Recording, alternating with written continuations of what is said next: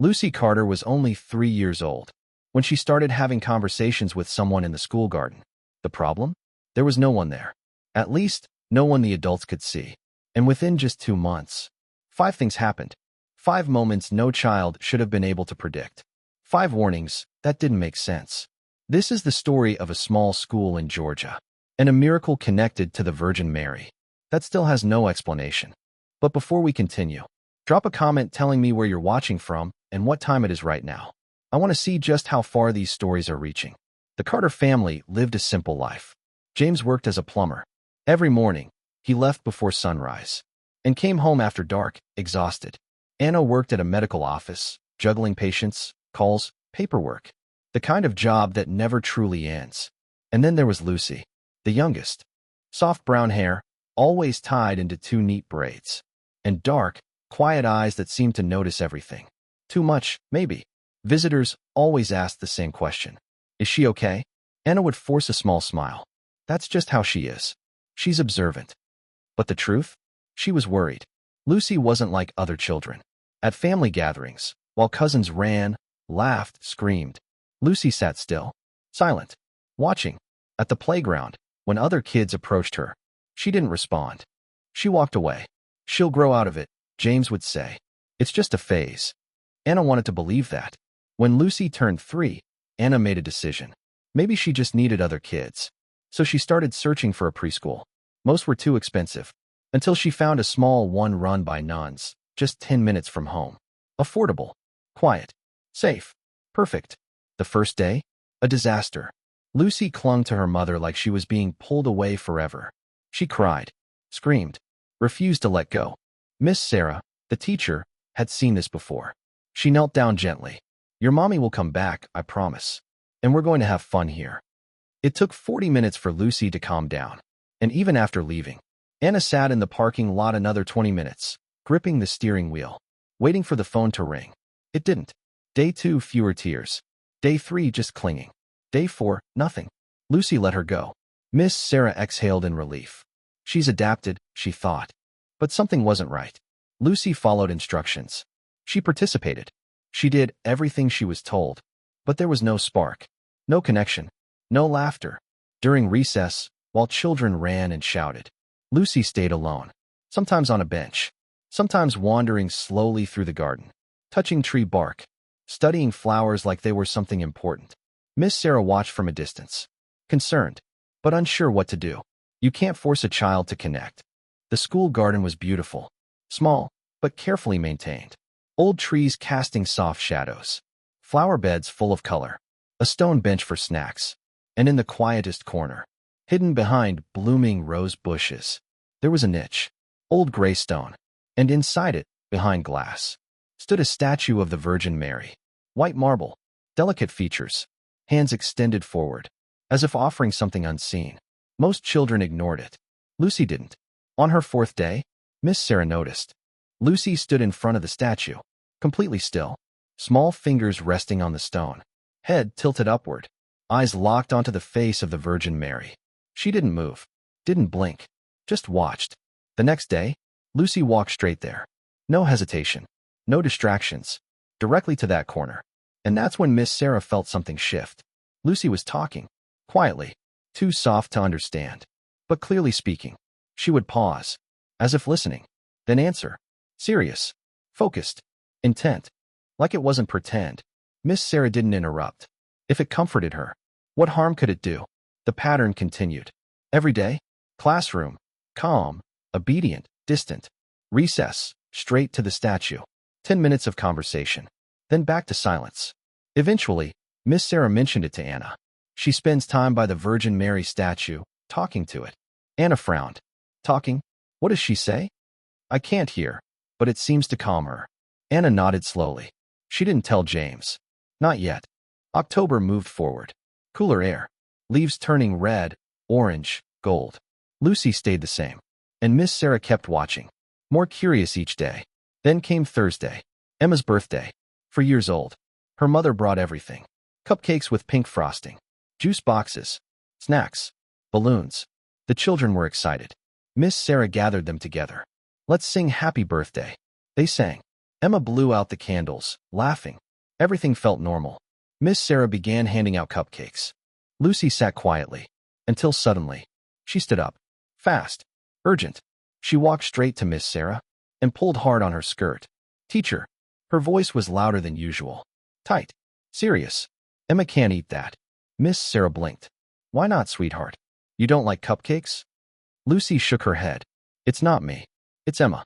She can't eat it. It has peanuts. The world stopped for a second. Emma was severely allergic to peanuts. Miss Sarah felt cold. How do you know that? Lucy didn't hesitate. She pointed. Toward the garden. Toward the statue. She told me.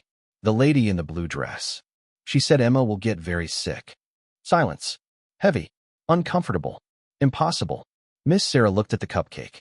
It looked normal, but something inside her whispered. Check. Emma, wait a moment, okay? Emma frowned, but nodded. Miss Sarah walked quickly to Emma's mother. Do you still have the box? They checked the label. Everything seemed fine. Until tiny letters, almost invisible, produced in a facility that processes peanuts. Jennifer's hands started shaking. Oh my God, I didn't see it. Miss Sarah didn't respond. She couldn't. She just stood there, realizing what almost happened. Back in the courtyard, the party continued. The cupcakes were replaced. The children laughed again, like nothing had happened. But Miss Sarah wasn't watching them anymore. She was watching Lucy. Calm, quiet, eating cake, like she hadn't just prevented something serious. Later, at the sink, Miss Sarah knelt beside her. Lucy, how did you know? Lucy looked up. Simple. Certain. She told me. Who? Lucy pointed again. Toward the garden. The lady in the blue dress. Miss Sarah felt a chill run through her entire body. That evening, she called Anna and told her everything. On the other end of the line, Anna didn't speak. Not for a long time. Finally, how did she know? She said the Virgin Mary told her. Silence again. Longer this time. Sarah, Anna whispered. Lucy is 3. I know. Pause. But something about it didn't feel like imagination. Anna promised she would talk to James. But deep down, something had already changed. Because that was just the first time. And there were 4 more to come. That night, when James came home after spending hours repairing a major leak in a commercial building, he knew something was wrong the moment he stepped into the kitchen. Anna was sitting at the table with a cup of tea in front of her. Cold. Untouched. He recognized that expression immediately. What happened? He asked. Anna looked up at him and told him everything. About the call from the school. About the birthday cupcakes. About Lucy suddenly standing up and warning that Emma couldn't eat hers. About the peanuts. About the tiny label no one had noticed. And about Lucy insisting that someone had told her. James sat down heavily in the nearest chair. Anna, our daughter is 3 years old. His voice was calm, but uncertain. She probably overheard someone talking about Emma's allergy. Kids hear things. They repeat them without even understanding. Anna shook her head. But how would she know it was that cupcake? The warning about peanuts was hidden in tiny letters on the box. Even Emma's own mother didn't see it. James opened his mouth to answer, and then stopped, because he didn't have an answer. For a long moment he sat there in silence, trying to build a logical explanation in his mind. Finally, he said the only thing he could think of. Maybe it was luck. Coincidence. But neither of them really believed that. During the following week, Lucy continued as if nothing unusual had happened. Every recess, she went straight to the garden, straight to the niche, straight to the statue. She would stand there for 10 minutes, sometimes longer, talking softly, listening. Then she would wander off and play a little before going back inside. Miss Sarah watched more carefully now. Several times she tried to get close enough to hear what Lucy was saying, but the girl always spoke too softly. The other teachers began noticing it too. At first they found it strange, then unsettling, then impossible to ignore. The second event happened the following Monday. It was late afternoon, just before dismissal. Anna had arrived a little earlier than usual and was waiting under the covered patio while Miss Sarah gathered the children's backpacks. Lucy came running out of the classroom. Running, which was unusual for her. She went straight to her mother. Mommy. Her voice was tight with urgency. Anna crouched immediately. What is it, sweetheart? Grandma is sick, Lucy said. She needs to go to the doctor today. Anna felt something sink in her stomach. Her mother lived in Atlanta, more than an hour away. They had spoken just 2 days earlier. Everything had seemed perfectly normal. Lucy, Grandma's fine. Anna said gently. I talked to her. But Lucy shook her head. No, Mommy. And there it was again. That seriousness. That absolute certainty. She needs to go today. It's important. Anna stared at her daughter. How do you know that? Lucy lifted her hand and pointed toward the garden, toward the niche, toward the Virgin Mary. She told me. Anna drove home with Lucy humming quietly in the back seat. But her own thoughts were loud. Too loud. As soon as they got home, she called her mother. Mom, how are you? I'm fine, sweetheart. Why? Her mother's voice sounded normal. Too normal. Are you sure? You're not feeling anything strange? There was a pause on the other end of the line. A pause just a little too long. Mom. Then her mother sighed. Anna, how did you know? Anna's heart began pounding. Know what? I've felt strange the last few days, her mother admitted. Nothing dramatic. Just off. Tired. A little dizzy. But I figured it was nothing. Just age. Mom, you need to go to the doctor today. Anna, don't overreact. Mom, please. Something in Anna's voice changed in that moment. Fear. Urgency. The kind that could not be argued with. Please. For me. Go today? Her mother was silent. Then finally she answered. All right. I'll go. That evening passed slowly. Anna tried to move through the normal rhythm of dinner, bath time, pajamas, bedtime stories. But inside, she was waiting. James got home around 7. She told him about the call. He listened quietly, then asked, What did the doctor say? She hasn't called back yet. They ate in silence while Lucy happily talked about her day, about a drawing she had made, about something funny one of the other children had said. At 8:30, the phone rang. Anna grabbed it so quickly her hands nearly slipped. Mom. Anna, it's me. Her mother's voice sounded different now. Shaken. What happened? I went to the emergency room. They ran tests. A pause. Then, there was something wrong. Something that needed treatment right away. The doctor said if I had waited a few more days, it could have become serious. Anna felt the strength leave her legs. She dropped into the chair beside the table. How did Lucy know? Her mother asked softly. I didn't tell anyone I felt bad. Anna turned and looked toward the living room. Lucy was sitting on the floor watching cartoons. Calm. Unaware. Anna swallowed hard. I don't know, Mom. I really don't know. After the call, Anna and James sat together in the kitchen for a long time. Twice, Anna whispered. 2 times she knew something she couldn't possibly know. James rubbed a hand across his face. It could still be coincidence. But even to him, the words sounded weak. What are we saying here, Anna? He gave a short, humorless laugh. That our 3-year-old daughter is what? Seeing visions? Talking to the Virgin Mary? The words sounded absurd when spoken aloud. But facts don't become less real just because they sound impossible. And the facts were there. Weeks passed. October gave way to November. The air grew colder. The trees in the school garden lost their leaves, covering the ground with red, orange, and gold. Lucy kept her routine. Every day, without fail. Straight to the niche. 10 minutes of quiet conversation. Then back to the playground. Miss Sarah no longer questioned it. It had simply become part of Lucy's day. And in other ways, Lucy seemed to be changing. She was beginning to interact a little more with the other children. A little more laughter. A little less distance. At home she seemed normal too. She played. Watched her favorite shows. Laughed when James made silly jokes. Asked Anna to read the same bedtime stories again and again. The only unusual thing remained those conversations in the garden. And then came the third event. It happened on a Friday in the first week of November. Recess had just begun. Miss Sarah was watching a group of children on the swings when she felt a small tug at her hand. It was Lucy. Teacher, she said quietly. She told me something about you. Miss Sarah knelt down, already feeling that now familiar tightening in her stomach. What is it, Lucy? Lucy hesitated for only a second. Then, very gently, she placed her little hand on Miss Sarah's stomach. There's a baby here. Miss Sarah felt the entire world tilt. She and her husband David had been trying to have a child for 2 years.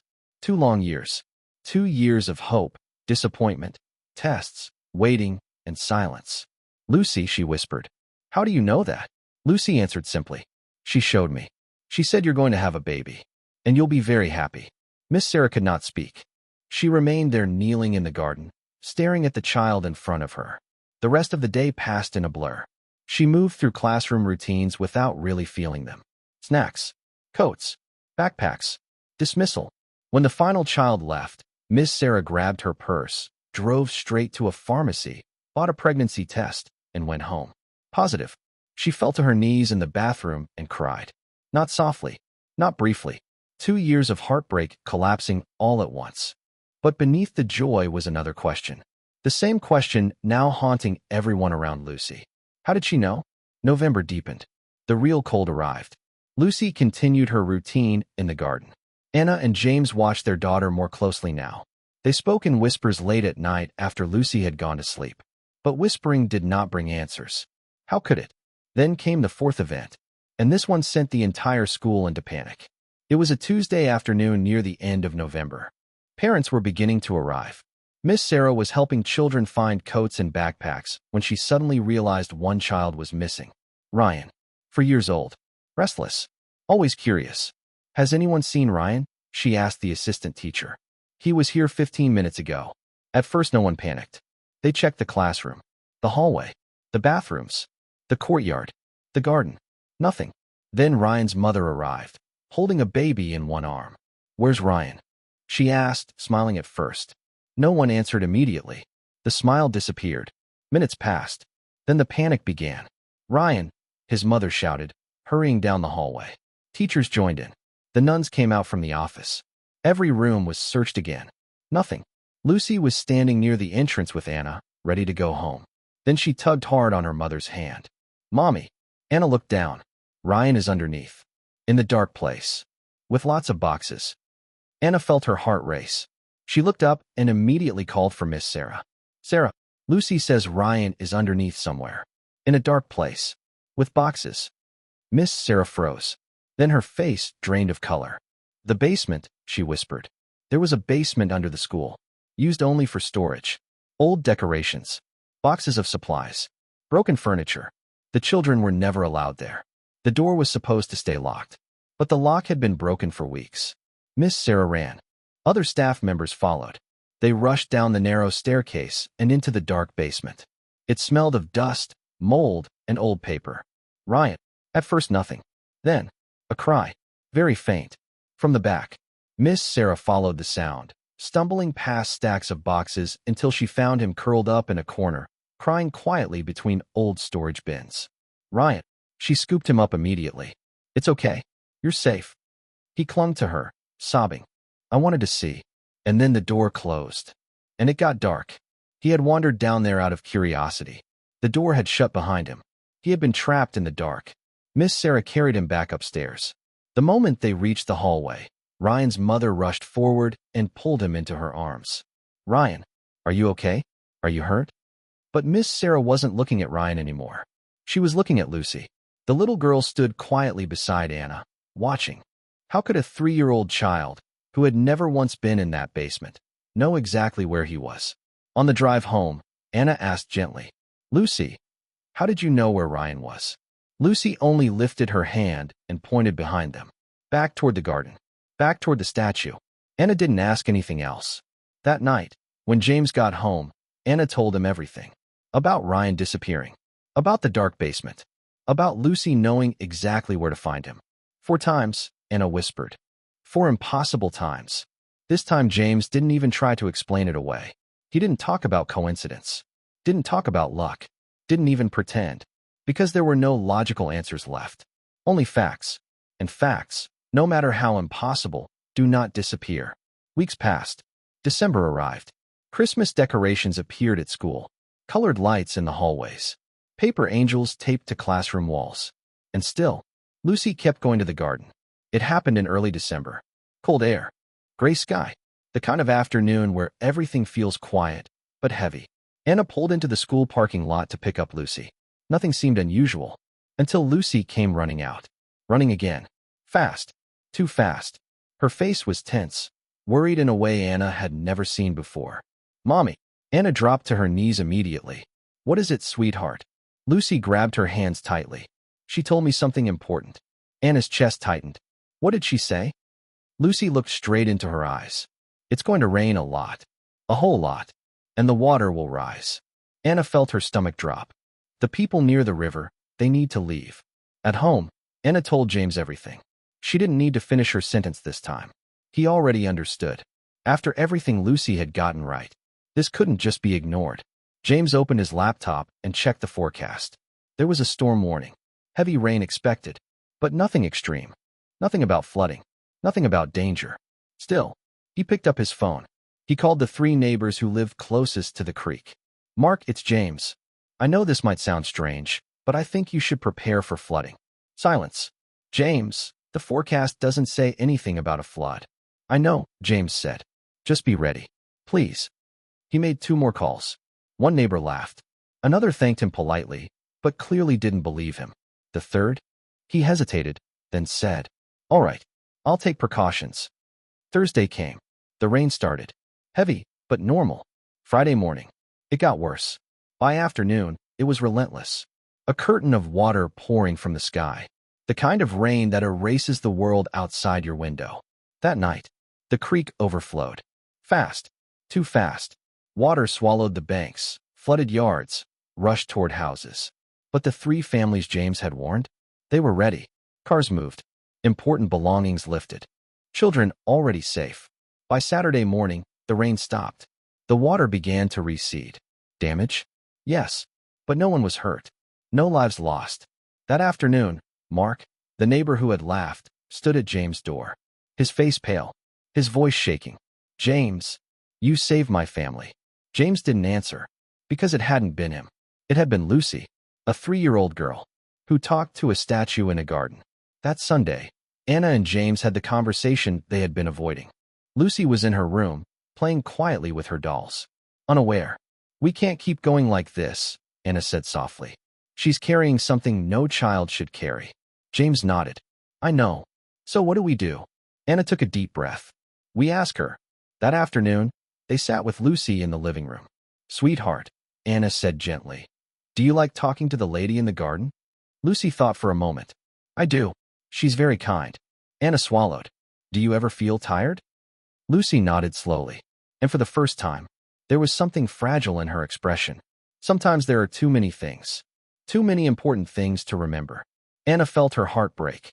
"What if," she said carefully, "you didn't have to talk to her every day?" Lucy looked down, thinking, "Can I ask her?" Anna smiled softly. "Of course you can." The next day, Lucy went to school. Miss Sarah, now fully aware of everything, took her to the garden early, before recess, before the other children arrived, before the noise. Lucy sat in front of the statue, still, quiet, and for the first time, she talked longer than usual. 15 minutes. Miss Sarah watched from a distance.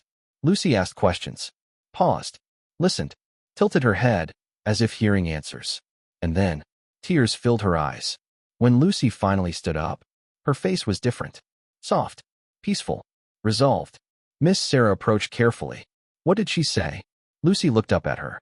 "She said she'll always take care of me, even if I don't talk to her every day, and that I helped the ones who needed it." A pause. "And now everything is okay." Miss Sarah felt something tighten in her chest. "Will you miss her?" Lucy nodded slightly. "But she said, that's how it's supposed to be." That was the last time Lucy spoke to the statue. Anna and James kept her home for 2 weeks, just to give her time, to rest, to breathe, to be a child again. When Lucy returned to school, she was different. She still walked past the garden, still looked at the statue sometimes, but she didn't speak. Instead, she played, really played. She laughed, ran, fell, got up again, made friends. Lucy became a child. Months passed. The 5 events were never forgotten, but they were never repeated. The statue of the Virgin Mary still stands in that garden, cared for by the nuns. Always clean, always surrounded by fresh flowers. Sometimes people who know the story ask about the little girl, but most don't. And maybe that's better. Miss Sarah still teaches there. And sometimes, during recess, when she sees children playing near the statue, she wonders, has any of them ever heard something? So far, none have. Lucy now goes to a different school. No one there knows the story. She plays with friends, watches cartoons, argues about vegetables at dinner, laughs at things that don't make sense. She is completely, beautifully normal. Sometimes, when the family drives past the old school, Lucy looks out the window toward the garden. But she never says anything, never asks to stop, never mentions what once happened there. So what was it? Coincidence? Faith? A miracle? What we do know is this. For 2 months, in a small school in Georgia, something happened. Something no one can explain. Something that saved lives. Something that gave hope. And if you made it this far, do one thing for me. Write in the comments. Garden. The place where a 3-year-old girl showed that faith doesn't need age. Every time I see that word, I'll know one more person believes that miracles still happen. If this story touched you, subscribe, turn on notifications, share it with someone who needs hope today. And if you've ever witnessed something unexplainable, write it in the comments. May the Virgin Mary continue to protect you and your family. Amen.